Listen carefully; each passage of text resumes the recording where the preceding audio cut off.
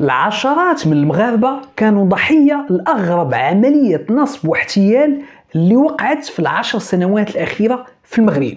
شكون هي هاد السيدة الأجنبية اللي كتصيفط لمعظم المغاربة دعوة صداقة في الفيسبوك؟ وشنو باغا من المغاربة؟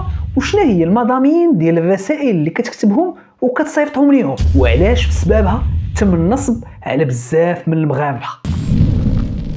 مرحبا بكم معنا في حلقة جديدة من حلقات هاشتاغ سميع. معكم سفيان سميع. قصة اليوم غريبة وعجيبة جدا اللي تم فيها النصب على عشرات من المغاربة. ما كاينش شي مغربي أو مغربية ما وصلاتوش دعوة صداقة في الفيسبوك من هاد السيدة الآسيوية اللي كتبان لكم في التصويره. كاين بزاف اللي كيقبل دعوة الصداقة ديالها، وكاين بزاف منكم اللي عايق بها انه غير في بروفيل وما كيقبلش وما كيأكسبتاش الدعوه ديالها. ولكن الا رجعنا 10 سنين قبل فبزاف من المغاربه في الفيسبوك اللي تصيدوا وتم النصب عليهم عن طريق هذا البروفيل هذا، واغلبيتهم كيكونوا ناس ما عندهمش مع مواقع التواصل الاجتماعي او عقلهم على قد الحال، او نسميوهم بيناتنا ناس نيه، او نقدروا نوصفوهم بان الطمع عما العقول ديالهم تطاحوا في الشبكه. وكما كيقول المثال، طماع كيقضي عليه الكذاب. وهذا الشيء اللي وقع تماما لواحد السيد غادي نسميوه بيناتنا بعبد العالي، واخا هو ما سميتوش عبد العالي. هذا عبد العالي هذا مزوج، عنده وليدات، وخدام في واحد الشركه كعامل ديال النظافه. واحد النهار من ايام الله كان شاد التليفون وكيتفيسبوكا بحال بزاف ديال الناس اللي في الوقيته ما كيكون عندهم ما يدار او كيكون عندهم مقيت، كيدخلوا كيتكونيكتاو وكيبداو يشوفوا كيتصفحوا في الفيسبوك. ففي هذا النهار هاد ختنا الاسيويه اللي هي في الاصل ماشي هي الحقيقيه، غير شي واحد مصايب البروفيل بالصوره ديالها وكينصب على عباد الله. فهاد ختنا هذه صيفطت طلب الصداقه انفيتاسيون لخونا عبد العالي في فيسبوك. فعبد العالي ما كانش من العاكزين وقال نقبل طلب الصداقه ديالها ونشوف منها اشنو بغات. فمني اكسبطاها عبد العالي وقبل طلب الصداقه ديالها، صيفطت ليه مباشره ميساج، واللي بزاف ديال الناس اللي كيشوفونا في هذه الحلقه هذه غادي تجيهم شويه غريبه، ولكن حنا راه كنهضروا على 10 سنين قبل، حيت بزاف منكم غيقول او كيفاش ما عاقش بها، راه قديم هذا البلان. فاحنا كنهضروا على 10 سنين قبل. فصيفطت ليه ميساج كتبت ليه فيه: مرحبا، أتمنى أن تكون في أفضل حال. أنا من أندونيسيا ولكن زوجي من الفيتنام ونعيش في المملكة المتحدة. وزادت قالت لي: فقدت زوجي في 16 من أغسطس 2014، وفي هذا الأثناء كنت أعاني من مرض السرطان منذ وقت طويل، وقال الطبيب أن المرحلة لا يمكن السيطرة عليها وسأعيش بعض أشهر أخرى لا غير. قبل وفاة زوجي كان يعمل بعقد عمل مع الحكومة البريطانية بقيمة 5.7 مليون دولار، وكان زوجي محسن قبل وفاته وشجعني على عمل الخير، ووعدته على ذلك أن نساعد الشعوب الفقيرة لأننا منذ أن تزوجنا لم نتمكن من الحصول على طفل في حياتنا. وهنا السي عبد العالي عينيه تحلوا ديال بصح من يسمع الملايين ديال الدولارات، وأن امرأة غنية كتكلم معاه وهي على فراش الموت وكدير الخير وباغا دير الخير. وعبد العالي جاوبها ويا ريت ما جاوبها. فمني جاوبها صيفطت ليه ميساج واحد اخر اللي غادي يثبتوا مزيان الميساج على الشكل التالي، وقالت ليه: بسبب حالتي الصحيه ارسلت مليون دولار الى مسقط راسي، واودعت 700 ألف دولار الى المستشفى لعلاجي، واود ارسال مليون دولار لك لكي تساعدني لإعطائها للشعوب الفقيرة في المغرب حسب تعليمات زوجي الراحل، ومن فضلك لا تميز على الدين والعرق عند التعامل مع هذا المشروع. وزادت تبتات أكثر وقالت ليه: أود أن أتكلم معك عبر الهاتف، ولكن المشكلة أنني لا أعرف اللغة ولا أستطيع التحدث بشكل جيد بسبب الآلام. باش ما نطولوش عليكم، إلى آخر السطور ديال الرسالة قالت ليه يرجى إبقاء هذه المعلومات سرية جدا ولا تخبر بها أحد أبدا على هذا المال لأسباب أمنية. فخونا عبد العالي من يسمع ختنا بغات تصيفط ليه مليون دولار اللي هي مليار مغربية باش يفرق على الفقراء والأرامل والأطفال الأيتام، عينيه زادوا تحلوا أكثر وطمع ديال بصح باش يقضي معاها هاد لافير. فبقى كيتواصل معاها بشكل يومي، رساله من ورا رساله، ميساج من ورا ميساج، وفي كل مره خونا عبد العالي كيزيد يثبت اكثر وكيزيد يطيح في الشبكه اكثر. وزادت تبتاتو اكثر ملي كتصيفط ليه الصور ديالها وهي في المستشفى، حتى اقتنع خونا عبد العالي مزيان وراسو عمر ديال بصح، ولات كتبان ليه غير هذيك $1,000,000 غادا توصل ليه المغرب وغادي يقول باي باي الفقر. فقال لها عبد العالي انا مستعد باش نقوم بهذا العمل الخيري واعدك على ان اقوم به على احسن وجه، وانتي راكي جيتي عند الرجل المناسب لهذا العمل الخيري. ياك السي عبد العالي ياك الرجل المناسب، حنا غنشوف. فقالت ليه راه خاصك تخلص واحد 5000 درهم اللي هي الاتعاب ديال المحامي اللي غادي يوجد لك الملف القانوني بالاسم ديالك باش تقدر هاد الفلوس توصل للمغرب، لانه مبلغ كبير وكبير بزاف وخاص مصادر قانونيه ديال الصرف باش ان هاد $1,000,000 تدخل لك المغرب بسميتك. السي عبد العالي هنا شعلت فيه العافيه ديال بصح وقال لها انا معاك، اعطيني غير واحد يومين نوجد 5000 درهم ونصيفطها لك. فعبد العالي واخا هو خدام ولكن خدمه على قد الحال، ما عندوش 5000 درهم لحقاش خدمته راك عارف يلا جيب بها الوقت. فهو قال مع راسو ضروري خاصني نحضر هاد 5000 درهم باش ندير لاباس وما نزقلش هاد لافير نهائيا. فتا واحد من صحابو والمعارف ديالو ما بغاو يسلفوه هاد 5000 درهم. فهنا عبد العالي قرر انه يسافر من مدينه الدار البيضاء اللي كيسكن فيها حتى لمدينه اسفي عند باه وامه باش يتسلف من عندهم هاد 5000 درهم. فمن يوصل عند باه وكاي اب وكاي ام غادي تجي تقول لوالديك راني واقف على 5000 درهم ولا على الفلوس بصفه عامه، غادي يقول لك اش بغيتيهم وشنو باغي دير بهم. فعبد العالي كتب على باه وعلى مو وعلى عائلته وقال لهم واحد صاحبي دخل شي سلعه من الشينوا وبغيت ناخذها من عنده، وهاد السلعه نعاود نقلب فيها البيع وندخل فيها فليسات. باه قال لي ياك انت خدام فين هو الوقت اللي غادي يبقى لك باش تبيع وتشري، انت اش كتخربق ولدي. عبد العالي قال ليه والو الوالد، غير عتقني ب 5000 درهم وبقى عاض مع باه حتى ناض باه عطاها ليه، ويا ريت ما عطاها ليه. وهنا عبد العالي رجع كيجرب 5000 درهم وهو فرحان من مدينه اسفي لمدينه الدار البيضاء باش يقضي لافح. مع دخل الكازا مع ريح مع خد قهيوه صيفط لختنا ميساج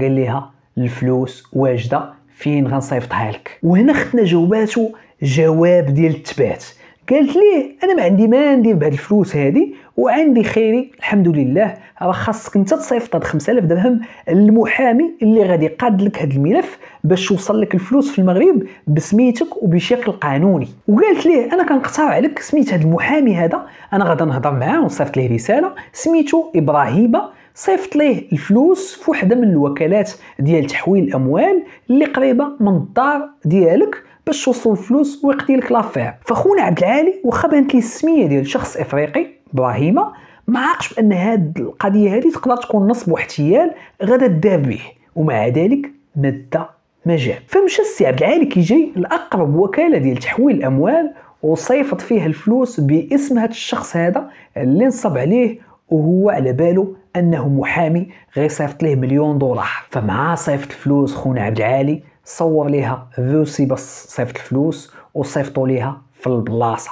فمني صيفط ليها فوسي ما بقاتش جاوباته نهائيا. داز نهار، دازت يومين، سيمانه، شهر، يوميا خونا عبد العالي كيصيفط لها في الرسائل واختنا يا سيدتي اين انت؟ لماذا لم تجيبي؟ حتى وصلت به لدرجه انه ولا كيصيفط لها ميساجات كيقول لها ارجوك اريد استرجاع اموالي. فهنا عبد العالي تاكد انهم هزوه حتى الفوق وخبطوه على راسه ونصبوا عليه وداو ليه 5000 درهم اللي هي في الاساس غير مسلفها مع باه. فهنا عبد العالي دارت به الدنيا ديال بصح ولا كيدور وكيخمم وكارو تابع كارو ولا حتى خدمته ما مركزش فيها مزيان ولا كيضرب وكيزقل بالو غير مع ديك 5000 درهم اللي داو ليه هاد خوتنا هادو. فهنا عبد العالي باش يفكر بالمنطق الصحيح ويمشي يدير بلاغ عند البوليس ويخبرهم ويعطيهم جميع التفاصيل وجميع المعلومات على اساس لعل وعسى هاد ابراهيم يكون عايش في المغرب ويطيحوا عليه ويقدروا يرجعوا ليه الفلوس. وخات القضيه صعيبه بزاف ولكن كان عليه هادشي اللي خصو يدير.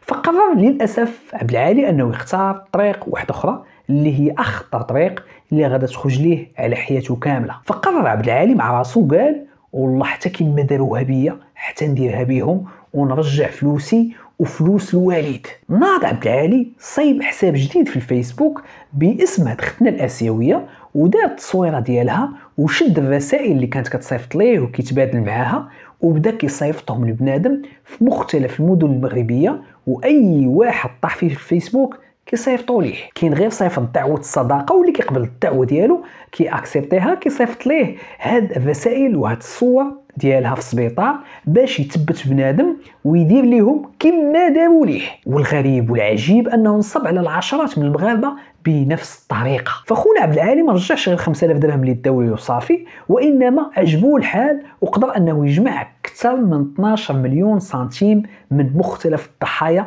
اللي صيفطوا ليه الفلوس. كاين اللي صيفط ليه 4000 درهم وكاين اللي صيفط ليه 6000 درهم وكاين اللي صيفط ليه اكثر، وجميع الضحايا ديالو كانوا ناس بسطاء اللي ما عندهمش معرفه بالفيسبوك بشكل كبير او غير النيه، ولا حتى هما ناس طماعه بغاو يصيفطوا 5000 درهم ولا 6000 درهم ويديو 1 مليون دولار. فعبد العالي استخدم العقل ديالو وقال مع راسو هادشي قبل ما بنادم ينصب عليه وقبل ما يصيفطوا ليه الفلوس، قال مع راسو هاد الناس الا مشاو تصيفطوا لي الفلوس بسميتي فراه ممكن ماشي بعيد انهم يطيحوا عليا ويعرفوني شكون ويجيو لي حتى للدار ولا يجيبوا لي البوليس. فقال مع راسو خصني نطيح على بطاقه وطنيه في سميت واحد اخر ماشي في سميتي باش نتيري بها الفلوس اللي مصيفطه ليا الناس وانا نبقى بعيد على المشاكل. فطاحت لي فكره جهنميه باش ما يبانش هو في الصوره نهائيا ويبقى بعيد. عيط على واحد ولد دربهم او ولد الحومه ديالهم سميتو حميد. هذا حميد عنده 18 عام، يلاه مصايب البطاقه الوطنيه وبين فيه غير نيه. قال لي عبد العالي شوف راه البطاقه الوطنيه ديالي منطره ليا وراني عكس باش نعاود نمشي نصايبها وراني كنصيفط الناس شي سلعه خارج مدينه الدار البيضاء، وملي كيبغيو يصيفطوا لي الفلوس في الوكالات ديال تحويل الاموال كنقول لهم راه ما عنديش لاكارت باش نتيري هاد الفلوس هادي. فالله يخليك اخويا حميد الا كان ممكن نقول الناس يصيفطوا الفلوس بسميتك انت وانت تمشي تجيب لي الفلوس بلا كارت ديالك، فاي فلوس وصلاتني غادي نعطيك عليها 200 درهم.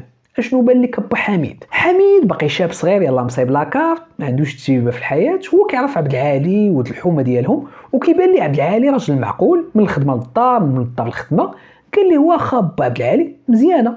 قال مع راسو حتى انا ندبر على راسي ما هز ما حاط عندي 200 درهم شكون بحالي. فهذه هي الطريقه كيفاش كان عبد العالي كياخذ الفلوس بلا ما تبان سميتو وتافيش سميتو عند الوكالات ديال تحويل الاموال وباش البوليس ما يقدوش يطيحوا عليه بشكل مباشر. فبقى عبد العالي على هذا الحال هذا حتى كثرت الشكايات ديال بصح على هذا النصاب اللي كينصب على عباد الله في مختلف المدن المغربيه واللي كيدي لهم فلوس صحيحه. فهنا البوليس داروا مذكره بحث على هاد خونا اللي كيمشي كيتيري الفلوس اللي مصيفطين ليه الناس واللي جايين دايرين به شكايه. فالبوليس لقاو السميه ديال حميد هي اللي كتكرر مع العشرات من الشكايات والضحايا. فبالبطاقه الوطنيه كانت سهله على البوليس القضيه باش يوصلوا ويحدوا العنوان ديال السكن ديال حميد. فالبوليس من يوصلوا عند حميد تصدموا ديال بصح هما كيصحبوهم شي عصابه كبيره ديال النصب والاحتيال، هما اللي دايرين هاد الحاله كامله ودايرين هاد الروينه كامله حتى كيلقاو غير دري صغير